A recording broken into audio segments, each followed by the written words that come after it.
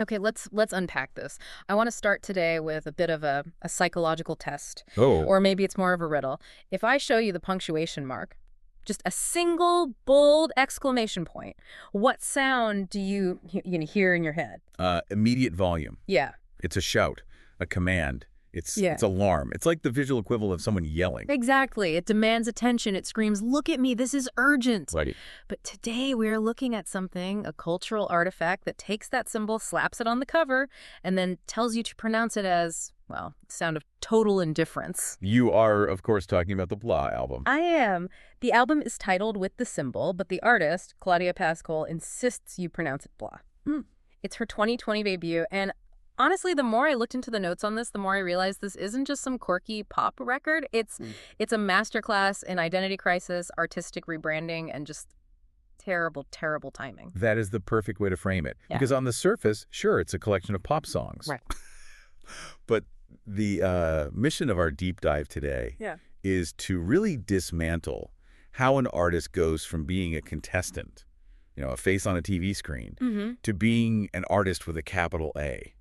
How do you reclaim your voice when millions of people already think they know who you are? And doing it while the world is literally shutting down around you. Oh, yeah. We have to talk about that release day later. It is. It's harrowing.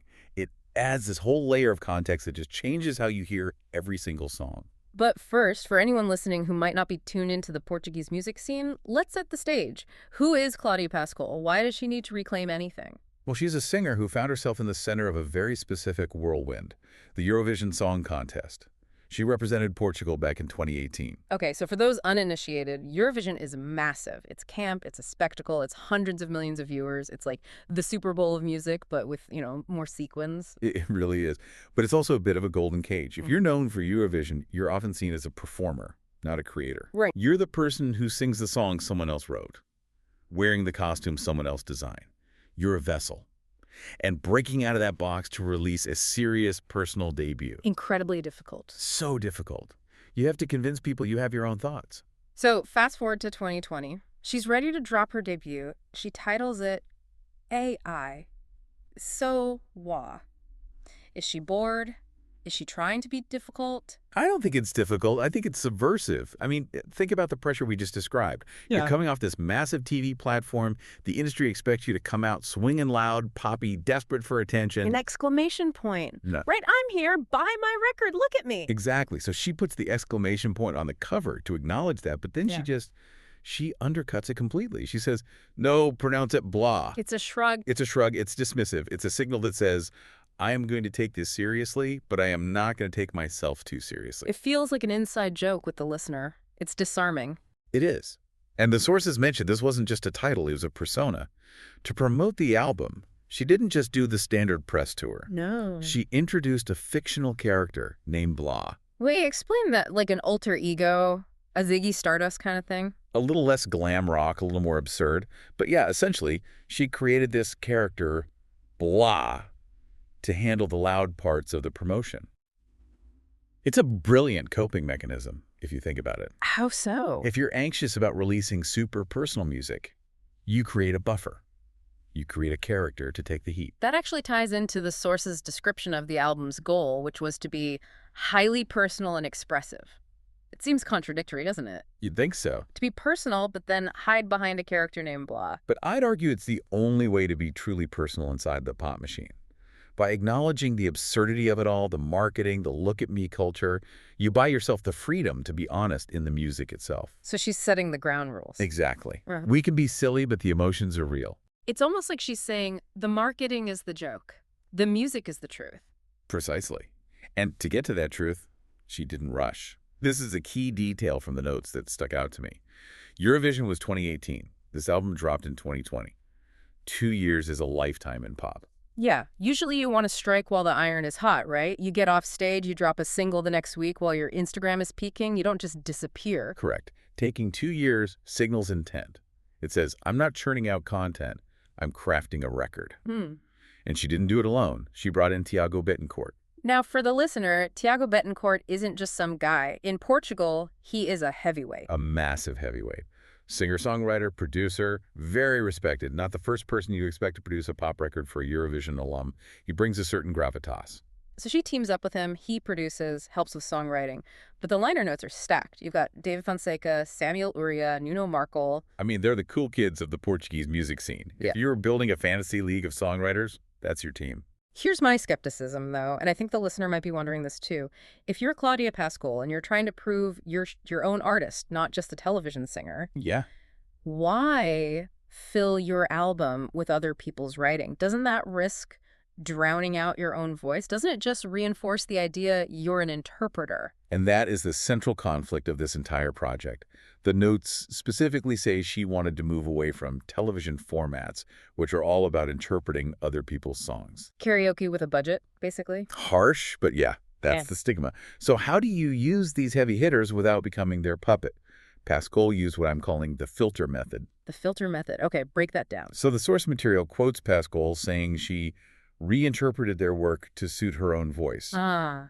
That word reinterpreted is doing a lot of heavy lifting. It implies that even if David Fonseca wrote a melody, it didn't make the cut until it sounded like Cláudia. So it's the difference between a cover band and a jazz standard, maybe. Or think of it like a film director.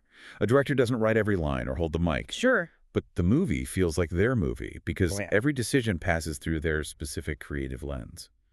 Pascoal acted as the director.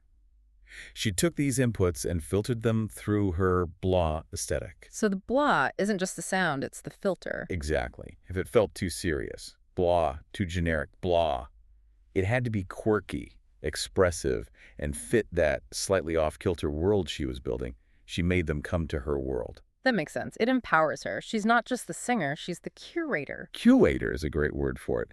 And what she was curating was a very specific tone. The sources describe the album's core as an attempt to lighten up serious matters as a coping mechanism. I love that phrase, lightening up as a coping mechanism. Because usually when we talk about serious artistic statements, we think of like black and white photography, sad pianos. Right, the whole tortured artist trope. We think depth requires darkness. But she went the other way. She went colorful, loud. She went with raspberry sounds. Yes, we have to talk about PPPF FFRR. That is a real track title, everybody. PPPFFFRRR, featuring Nuno Markle. Try saying that without smiling. You can't. It's literally the sound of blowing a raspberry. It's childish. It's what a toddler does when they don't want to eat their peas. It is childish, but it's deployed so strategically.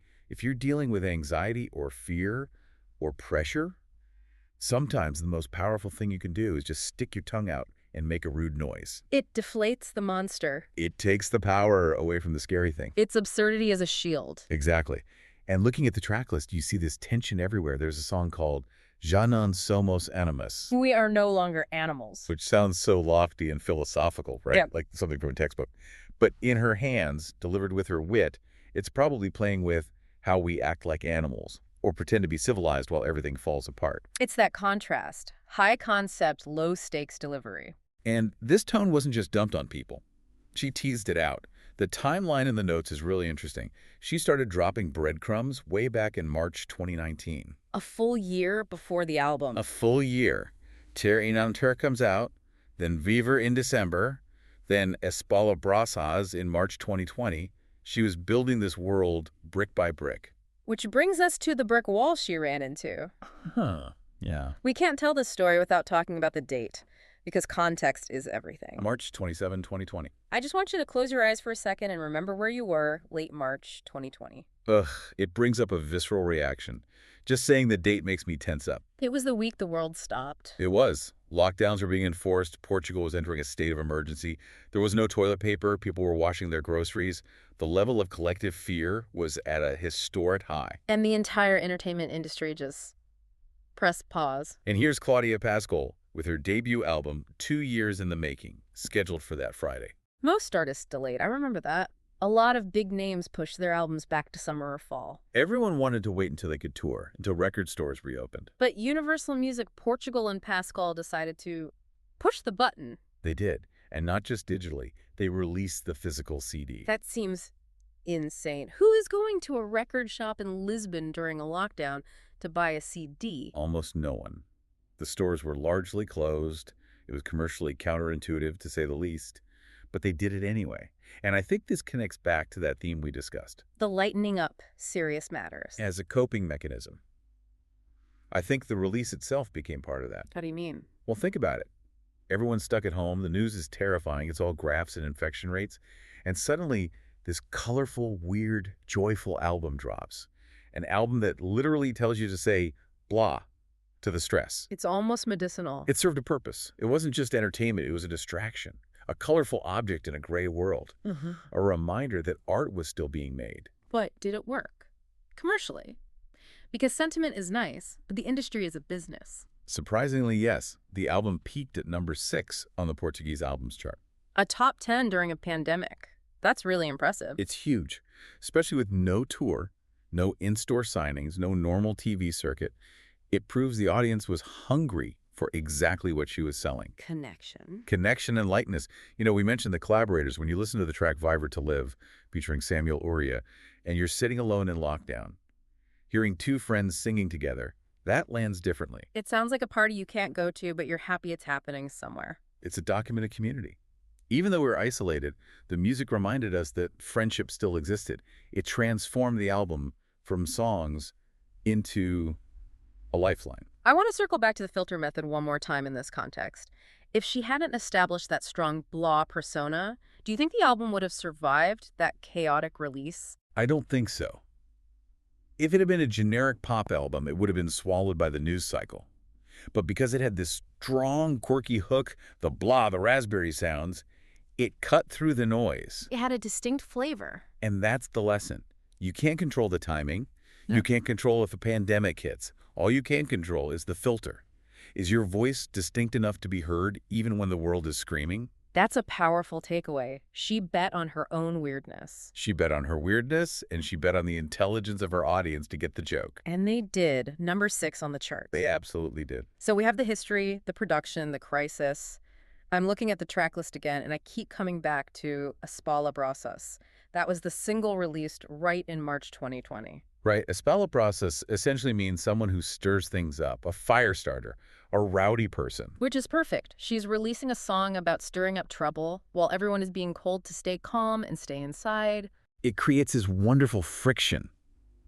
And that's what good pop art does. It rubs against the reality of the moment. It doesn't just reflect the world, it challenges it. And Pascoal challenged the gloom of March 2020 with neon colors and nonsense sounds. It brings to mind the role of the jester in the royal court, you know? Yeah. The jester was the only one allowed to tell the truth to the king, but they had to do it with a joke. That is a fantastic analogy. Cláudia Pascoal, with her blah and her PPPFFFRRR, was playing the jester to the tyranny of the virus. She was looking at this terrifying situation and blowing a raspberry at it. And we needed that. We didn't need another sad song. We needed a permission slip to laugh. We desperately needed it. So let's zoom out. We've done the deep dive. We've unpacked the punctuation. What's the big picture here? The big picture is about agency. Agency. Yes. When you come from the reality TV background, you have very little agency. You're a product. This album was Cláudia Pascoal seizing agency. She chose the collaborators, the producer, the weird title. And she chose to release it during a crisis. And she chose to define herself not by the volume of her voice, the exclamation point, but by the attitude of her delivery. The blah. Exactly. She redefined success on her own terms. She took the expectation, be loud, be a star, and twisted it into be real, be yourself. It's a case study in authenticity. We throw that word around a lot, but here it meant not polishing the rough edges. It meant keeping the weird parts. And realizing that the weird parts are actually the most valuable parts. Mm-hmm. That's what people connected with. Not the perfect vocals, but the personality behind them.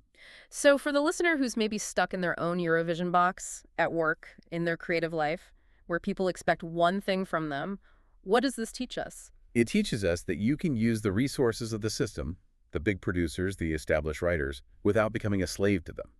You use the filter method. Right. Take what works, filter it through your own unique perspective, and don't be afraid to give it a name that makes people scratch their heads. Even if that name sounds like a shrug. Especially if it sounds like a shrug. A shrug is a powerful position. It says, I am secure enough in what I'm doing that I don't need to shout about it. I think that's the lingering thought I have from this. We live in a world that is so loud. Everything is breaking news. Everything is urgent. It's exhausting. Everything is an exclamation point. And maybe the healthiest thing we can do sometimes is look at all that urgency, all the chaos, the expectations, and just say, blah. Embrace the indifference, not because you don't care, but because you refuse to let the noise control you. Blah, as an act of rebellion. I like that. It's a powerful tool. So here's the question I want to leave you with today. In your own life, amidst all the notifications and the demands and the serious matters, where can you find your blah? What part of your life needs to be taken a little less seriously so that you can actually survive it? And once you find it, maybe make a raspberry sound at it. Couldn't hurt. Thanks for diving deep with us. See you next time.